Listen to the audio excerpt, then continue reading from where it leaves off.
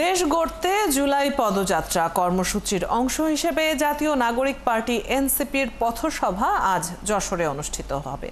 বৃহস্পতিবার রাতে এনসিপি নেতাদের গাড়িবহর যশোরে পৌঁছে। শুক্রবার সকালে জুলাই অভ্যুত্থানে নিহতদের পরিবারের সদস্যদের সাথে নেতাদের মতবিনিময় কর্মসূচি রয়েছে। দুপুরে যশোর রেল রোড এলাকার মডেল মসজিদে জুমার নামাজ পড়ার পর যশোর ঈদগাহ মোড়ে সমাবেশে বক্তৃতা করবেন কেন্দ্রীয় নেতারা।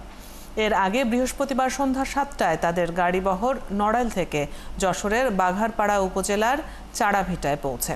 এলাকার এনসিপির নেতাকর্মীরা সেখান থেকে তাদের স্বাগত জানিয়ে বাঘারপাড়া উপজেলা সদরে নিয়ে যান। বাঘারপাড়া উপজেলা সদরে নেতাকর্মীদের সাথে কিছু সময় কাটিয়ে তারা খাজুরা হয়ে যশোর শহরে প্রবেশ করেন।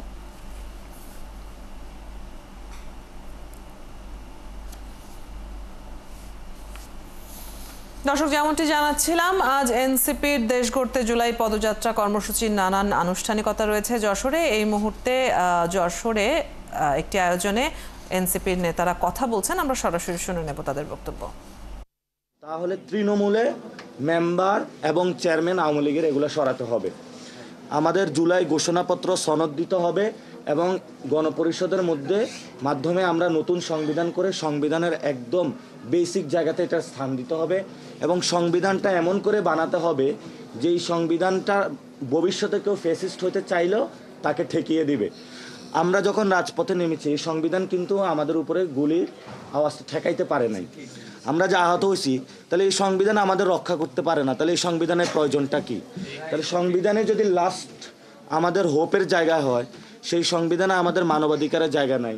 আপনারা তো বিবিসির রিপোর্টটা দেখছেন, শেখ হাসিনা বলছে ওদের যা পারো হত্যা করো, লিথাল উইপেন ব্যবহার করো, ডিরেক্টলি খুনের সে নির্দেশ দিচ্ছে এবং তার এগুলা অডিও বের হয়েছে, ভিডিও আসবে। ট্রাইব্যুনাল গঠন হয়েছে, ট্রাইব্যুনালের গতি অনেক কম, শহীদদের বিচার প্রক্রিয়া এখনো শুরু হয় নাই। বিভিন্ন যে অধস্থন যে আদালতগুলো রয়েছে সেগুলো তো মামলা আপনারা করতে গেলেও হয়রানি। আপনি এমনি শোকে বিহবল, আপনার সন্তান মারা গিয়েছে, আপনার একটা হাত নাই, প্রজাতন্ত্রের কর্মচারীর কথা ছিল সে আপনার ঘরে এসে মামলাটা নিয়ে যাবে আপনার স্টোরিটা শুনে, আর আপনি তার পিছনে হাঁটতে হাঁটতে জুতার তলাটা ক্ষয় হয়ে যাচ্ছে। আমরা তো এই নতুন বাংলাদেশে জিনিসটা চাই না। আমরা সবাই ঐক্যবদ্ধভাবে কাজ করব ইনশাআল্লাহ। এটা কোনো দল নয়, আমরা সবাই একসাথে জুলাইতে ফেরত যাব। আমরা সবাই জুলাই যোদ্ধা। গণতান্ত্রিক প্রক্রিয়ার জন্য আমরা একটা দল গঠন করছি, তো দলের চেয়ে হলো বাংলাদেশ বড়, দলের চেয়ে হলো জুলাই বড়, দলের চেয়ে হলো আহত বড়, শহীদরা বড়, এটা বলে আমি শেষ করছি। ধন্যবাদ সকলকে।